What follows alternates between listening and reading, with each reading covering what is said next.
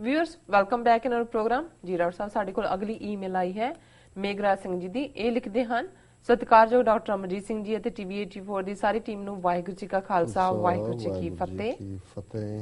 Doctor Sahib ji ਮੈਂ ਕੁਝ ਦਿਨ ਪਹਿਲਾਂ ਆਪ ਜੀ ਦੀ ਸਪੀਚ ਜਿਹਦੀ ਕਿ 1995 ਵਿੱਚ ਆਪ ਜੀ ਨੇ ਕੁਲਦੀਪ ਨਈਅਰ ਨੂੰ ਰਿਸਪੌਂਡ ਕੀਤਾ ਸੀ, ਆਪ ਜੀ ਦੀ ਇਹ ਸਪੀਚ ਮੈਂ 10 ਵਾਰ ਸੁਣੀ ਹੈ। ਇਸ ਸਪੀਚ ਨੂੰ ਸੁਣ ਕੇ ਮੈਂ ਇਹ ਅਹਿਸਾਸ ਕੀਤਾ ਹੈ ਜਿਵੇਂ ਕਿ 1.5 ਲੱਖ ਸਿੰਘਾਂ ਸਿੰਘਣੀਆਂ ਦਾ ਖੂਨ ਤੁਹਾਡੇ ਅੰਦਰ ਇੱਕ ਦਰਿਆ ਬਣ ਕੇ ਵਗ ਰਿਹਾ ਹੈ ਅਤੇ ਇਸ ਸਾਲ ਅਸੀਂ ਦੇਖ ਰਹੇ ਹਾਂ ਕਿ ਜਿਵੇਂ ਕਿ ਕੈਨੇਡਾ ਦੇ ਨਗਰ ਕੀਰਤਨ ਦਾ ਖਾਲਿਸਤਾਨ 3 ਲੱਖ ਸੰਗਤਾਂ ਦਾ ਇਕੱਠ ਹੋਣਾ ਅਤੇ ਨਿਊਯਾਰਕ ਸਿੱਖ ਡੇ ਪਰੇਡ ਤੇ ਖਾਲਸੇ ਦਾ ਜਾਹੋ ਜਲਾਲ ਅਤੇ ਬਹੁਤ ਹੀ ਜ਼ਿਆਦਾ ਇਕੱਠ ਅਤੇ ਆਪ ਜੀ ਦੀ ਸਿੱਖ ਡੇ ਪਰੇਡ ਦੀ ਸਪੀਚ ਅਤੇ ਇਹ ਸਾਰਾ ਦੇਖ ਸੁਣ ਕੇ ਇੰਜ ਲੱਗਿਆ ਜਿਵੇਂ ਕਿ 1995 ਵਿੱਚ ਜੋ 1.5 ਲੱਖ ਸਿੰਘਾਂ ਅਤੇ ਸਿੰਘਣੀਆਂ ਦੇ ਖੂਨ ਦਾ ਦਰਿਆ ਬਹਾਇਆ ਸੀ, ਉਸ ਦਰਿਆ ਨੇ ਅੱਜ ਇੱਕ ਸੁਨਾਮੀ ਦਾ ਰੂਪ ਧਾਰਨ ਕਰ ਲਿਆ ਹੈ ਜੋ ਕਿ ਇੰਡੀਅਨ ਸਿਸਟਮ ਬਹੁਤ ਜਲਦ ਉਖਾੜ ਦੇਵੇਗਾ। 2 ਜਾਂ 4 ਸਾਲ ਬਾਅਦ ਹੀ ਖਾਲਿਸਤਾਨ ਹੋਂਦ ਵਿੱਚ ਆਉਣ ਵਾਲਾ ਹੈ ਅਤੇ ਇਸ ਖਾਲਿਸਤਾਨ ਦੇ ਰਾਹ ਵਿੱਚ ਇੰਡੀਆ ਇੱਕ ਰੋਡ ਦੇ ਸਮਾਨ ਹੈ ਜਿਸ ਨੂੰ ਅਸੀਂ ਉਖਾੜ ਦੇਵਾਂਗੇ। ਡਾਕਟਰ ਸਾਹਿਬ ਜੀ, ਅਸੀਂ ਆਪਣੇ ਗੁਰਸਿੱਖ ਵੀਰ ਭੈਣਾਂ ਨੂੰ ਹੱਥ ਜੋੜ ਕੇ ਬੇਨਤੀ ਕਰਾਂਗੇ ਕਿ ਤੁਸੀਂ ਇੱਕ ਵਾਰ ਖੜੇ ਹੋ ਜਾਓ, ਬਸ ਉਸ ਦਿਨ ਅਸੀਂ ਆਜ਼ਾਦ ਹੋ ਜਾਵਾਂਗੇ। ਬਸ ਸਾਡਾ ਖੜੇ ਹੋ ਜਾਣਾ ਹੀ ਦੁਸ਼ਮਣ ਇੰਡੀਆ ਦੀ ਮੌਤ ਹੈ। ਖਾਲਿਸਤਾਨ ਜ਼ਿੰਦਾਬਾਦ। ਜੀ ਡਾਕਟਰ ਸਾਹਿਬ ਜ਼ਿੰਦਾਬਾਦ ਜ਼ਿੰਦਾਬਾਦ। ਹੁਣ ਵੀਰ ਮੇਘਰਾਜ ਸਿੰਘ ਜੀ ਦੀਆਂ 10 ਚਿੱਠੀਆਂ ਤੋਂ ਬਾਅਦ ਇੱਕ ਅਸੀਂ ਚੁਣੀ ਹੈ। ਵੈਸੇ ਚੰਗੀ ਲੱਗਦੀ ਸਿਫਤ ਜਦੋਂ ਕਰਦੇ ਨੇ ਜੀ, ਹਰ ਵਾਰੀ ਉਹਨਾਂ ਦਾ ਵੈਲ ਪੁਆਇੰਟ ਹੁੰਦਾ ਹੈ ਔਰ ਪੂਰਾ ਭਾਵਨਾ ਦੇ ਨਾਲ ਭਰਪੂਰ ਨੇ, ਓਤ-ਪ੍ਰੋਤ ਨੇ। ਪਰ ਸਾਡੀ ਕੋਸ਼ਿਸ਼ ਹੁੰਦੀ ਹੈ ਵੀ ਜਿਹੜੇ ਪਹਿਲੀ ਵਾਰ ਲਿਖਦੇ ਨੇ ਜਾਂ ਡਾਈਵਰਸ ਵਿਊਜ਼ ਨੇ ਉਹਨਾਂ ਨੂੰ ਅਸੀਂ ਐਂਟਰਟੇਨ ਕਰੀਏ ਜੀ। ਉਹਨਾਂ ਨੇ 1995 ਦੀ ਕੁਲਦੀਪ ਨਈਅਰ ਦੀ ਸਪੀਚ ਦਾ ਜ਼ਿਕਰ ਕੀਤਾ ਹੈ।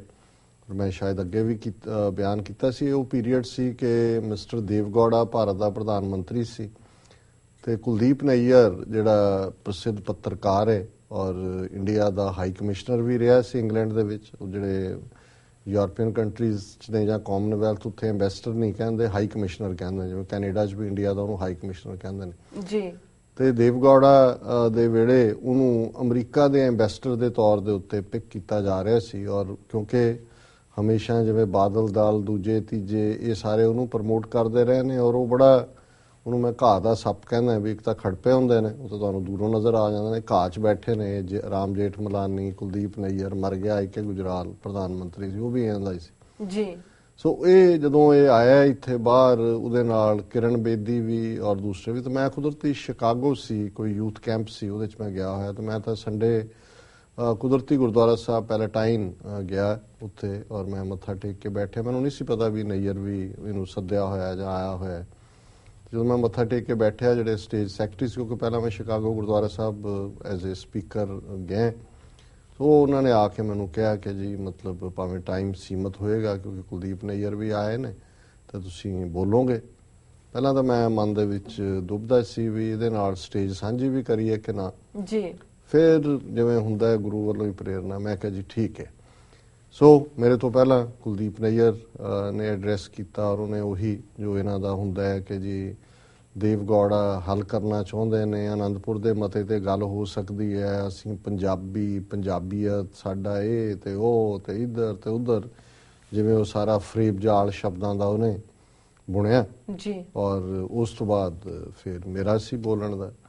ਸੋ ਮੈਂ ਉਸ ਦੀ ਪੰਜਾਬੀਅਤ ਦਾ ਪਹਿਲਾਂ ਲਬਾਦਾ ਜਿਹੜਾ ਹੈ ਉਹਨੂੰ ਤਾਰ ਕੀਤਾ, ਫਿਰ ਇਹਨਾਂ ਦੀ ਹਕੀਕਤ ਕੀ ਹੈ, ਇਹਨਾਂ ਦੇ ਸਾਰੇ ਸਿਸਟਮ ਦੀ। ਔਰ ਕਰੰਟ 95 ਪੀਰੀਅਡ ਸੀ ਜਦੋਂ ਫੁੱਲ ਸਕੇਲ 92 ਤੋਂ 94 ਤੱਕ ਪੂਰਾ 50,000 ਤੋਂ ਜ਼ਿਆਦਾ ਸਾਡੇ ਨੌਜਵਾਨ ਮਾਰੇ ਸੀ ਜੀ। ਸੋ ਕੁੱਲ ਮਿਲਾ ਕੇ ਕਿਉਂਕਿ ਉਹਨਾਂ ਦਾ ਬਿਲਟ ਇਨ ਰਿਕਾਰਡਿੰਗ ਸਿਸਟਮ ਸੀ ਸ਼ਿਕਾਗੋ ਦਾ, ਉਹਨਾਂ ਨੇ ਉਹ ਸਪੀਚ ਵੀ ਰਿਕਾਰਡ ਕੀਤੀ ਔਰ ਉਹ ਬੜੀ ਪੋਪੂਲਰ ਉਹਨਾਂ ਜ਼ਮਾਨਿਆਂ 'ਚ। ਅਜੇ ਹੁਣ ਤਾਂ ਚਲੋ ਸਾਡੇ ਕੋਲ ਇਹ ਸੱਚੋ ਸੱਚ ਦਾ ਮੀਡੀਅਮ ਹੈ, ਬਾਅਦ 'ਚ ਵੀਡੀਓਜ਼, ਉਦੋਂ ਆਡੀਓ ਹੀ ਜ਼ਿਆਦਾ ਚੱਲਦੀਆਂ ਸੀ ਜੀ। ਔਰ ਉਹ ਸਪੀਚ ਜਿਹੜੀ ਹੁਣ ਵੀ ਇੰਟਰਨੈਟ ਤੇ ਜਿਹੜੇ ਨੇ ਦਰਸ਼ਕ ਜਾਂ ਸਰੋਤੇ ਦੇਖ ਸਕਦੇ ਨੇ, ਮੇਰਾ ਖਿਆਲ ਹਜ਼ਾਰਾਂ ਨਹੀਂ ਲੱਖਾਂ ਦੇ ਵਿੱਚ ਉਸ ਦੀਆਂ ਕਾਪੀਆਂ ਪੰਜਾਬ ਦੇ ਵਿੱਚ ਵੀ ਸਰਕੂਲੇਟ ਹੋਈਆਂ ਕਿਉਂਕਿ ਲੰਬਾ ਵਕਤ ਅਜੇ ਵੀ ਕਿਸੇ ਨਾ ਕਿਸੇ ਦੀ ਚਿੱਠੀ ਆ ਜਾਂਦੀ, ਉਹਦੇ ਪਿੱਛੇ ਐਡਰੈਸ ਵੀ ਸੀ ਸਾਡਾ ਆਫਿਸ ਦਾ, DC ਦਾ। ਸੋ ਉਹ ਵੱਡੇ ਈਵਨ ਸਕਾਲਰਸ ਹੈ, 25-30 ਮਿੰਟ ਦਾ ਉਹਦਾ ਈਵਨ ਆਡੀਓ ਕੈਸਟ ਜਿਹੜੀ ਇੱਥੇ ਵੀ ਕਿਸੇ ਨੇ ਪ੍ਰੋਡਿਊਸ ਬਾਅਦ ਚ ਕੀਤੀ, ਉਹਦਾ ਨਾਂ ਹੀ ਦਾ ਸਿੱਖ ਕੇਸ ਸੀ ਜੀ। ਅੱਧੇ ਘੰਟੇ ਚ ਅਸੀਂ ਉਹ ਕੇਸ ਬਿਲਡ ਕੀਤਾ ਹੈ ਕਿ ਸਾਡਾ ਕੇਸ ਕੀ ਹੈ। ਔਰ ਨਈਅਰ ਦਾ ਫਿਰ ਜੋ ਉੱਥੇ ਹਾਲ ਸੀ ਉਹ ਤਾਂ ਉਹ ਪਸੀਨਾ ਪੂੰਝਦਾ ਰਿਹਾ ਬੈਠਾ, ਈਵਨ ਅਰਦਾਸ ਵੇਲੇ ਤੱਕ ਰਿਹਾ ਤੇ ਲੰਗਰ ਛਕ ਕੇ ਲੰਗਰ ਵੀ ਨਹੀਂ ਛਕਿਆ ਉਹਨੇ। ਔਰ ਉਹਨੇ ਫਿਰ ਇੱਕ ਕਾਲਮ ਵੀ ਕੁਝ ਦੇਰ ਬਾਅਦ ਲਿਖਿਆ, ਔਰ ਜਿੱਥੇ ਠਹਿਰਿਆ ਸੀ ਜਿਹੜੇ ਉਹਦੇ ਹੋਸਟ ਸੀ ਉਹਨਾਂ ਨੂੰ ਉਹਨੇ ਕਿਹਾ ਵੀ ਇਦਾਂ ਦਾ ਦਿਨ ਮੈਂ ਜ਼ਿੰਦਗੀ 'ਚ ਨਾ ਪਹਿਲਾਂ ਕਦੇ ਦੇਖਿਆ ਤੇ ਨਾ ਮੈਂ ਕਦੇ ਦੇਖਣਾ ਜੀ।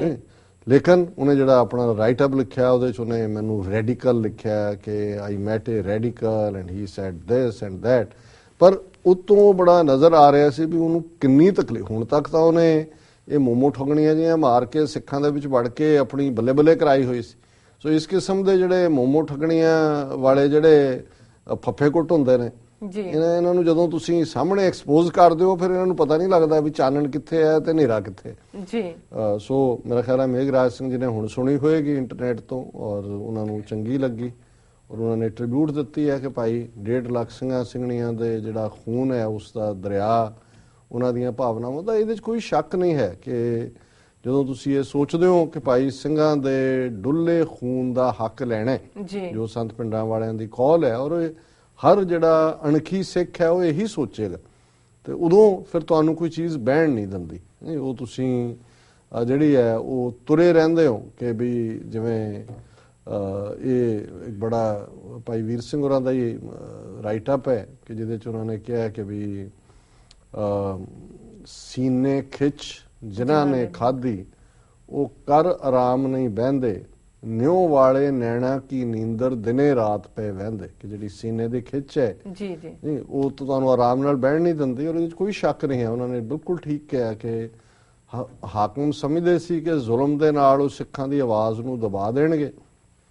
ਸੋ ਇਹ ਆਵਾਜ਼ ਜਿਹੜੀ ਦਰਿਆ ਨਹੀਂ ਸੁਨਾਮੀ ਬਣ ਕੇ ਅੱਜ 4 ਮਿਲੀਅਨ ਸਿੱਖ ਡਾਇਸਪੋਰਾ ਉਹ ਸਰੀ ਹੋਏ, ਟੋਰਾਂਟੋ ਹੋਏ, ਨਿਊਯਾਰਕ ਹੋਏ ਜਾਂ ਹੁਣ ਕਾਰਟਰੇਟ ਹੈ ਜਾਂ ਦੁਨੀਆ 'ਚ ਜਿੱਥੇ ਜਿੱਥੇ ਵੀ ਹੈ, ਇਹ ਅੱਜ ਵੀ ਬੁਲੰਦ ਆਵਾਜ਼ ਹੈ। ਪੰਜਾਬ 'ਚ ਭਾਵੇਂ ਅਕਾਲੀਆਂ ਦੀ ਡਰਾਮੇਬਾਜ਼ੀ ਹੈ ਜਿਵੇਂ ਗੁਰੂ ਸਾਹਿਬ ਦੀਆਂ ਉਹ ਸ਼ਸਤਰਾਂ ਔਰ ਨਿਸ਼ਾਨੀਆਂ ਨੂੰ ਪੋਲੀਟੀਕਲੀ ਉਹਨਾਂ ਨੇ ਆਪਣਾ ਲਈ ਵਰਤਿਆ ਜੀ, ਪਰ ਜਿਵੇਂ ਲੱਖਾਂ ਲੋਕ ਉਮੜ ਕੇ ਉਸ ਧਰਤੀ ਤੇ ਆ ਰਹੇ ਨੇ 10ਵੇਂ ਪਾਤਸ਼ਾਹ 6ਵੇਂ ਪਾਤਸ਼ਾਹ ਗੁਰੂ ਤੇਗ ਬਹਾਦਰ ਸਾਹਿਬ ਦੀਆਂ ਉਹਨਾਂ ਨਿਸ਼ਾਨੀਆਂ ਦੇ ਦਰਸ਼ਨਾਂ ਲਈ, ਈਵਨ ਹਕੂਮਤ ਔਰ ਏਜੰਸੀਆਂ ਨੂੰ ਤਾਂ ਫਿਕਰ ਪਿਆ ਹੋਵੇਗਾ ਕਿ ਵੀ ਅਸੀਂ ਇਸ ਗੁਰੂ ਕਲਗੀਧਰ ਦੀ ਸੋਚ ਮਾਰਨ ਲਈ ਤਾਂ ਫਰਾਡ ਸੌਦਾ ਸਾਧ ਵਰਗਿਆਂ ਨੂੰ ਪੋਸ਼ਾਕ ਪਵਾ ਕੇ ਤੇ ਬਰਾਬਰ ਦੀ ਇਹਨਾਂ ਦੇ ਵਿੱਚ ਸਿਵਲ ਵਾਰ ਕਰਵਾਈ। ਪਰ ਇਹ ਲੈਗੇਸੀ ਆ ਉਸ ਧਰਤੀ ਦੀ ਔਰ ਅਲਟੀਮੇਟਲੀ ਇਹਦੇ 'ਚ ਕੋਈ ਸ਼ੱਕ ਨਹੀਂ ਹੈ ਕਿ ਅਸੀਂ ਭਾਰਤੀ ਸਿਸਟਮ ਦੀਆਂ ਜੜ੍ਹਾਂ ਭਾਰਤੀ ਓਸ਼ਨ ਦੇ ਕੋਸੇ ਪਾਣੀਆਂ 'ਚ ਜਿਹੜੀਆਂ ਨੇ ਰੋੜੀਆਂ ਨੇ ਔਰ ਉਹ ਵੇਲਾ ਕਿਸੇ ਵੇਲੇ ਵੀ ਹੋ ਸਕਦਾ ਹੈ, ਉਹ ਅੱਜ ਰਾਤ ਵੀ ਹੋ ਸਕਦਾ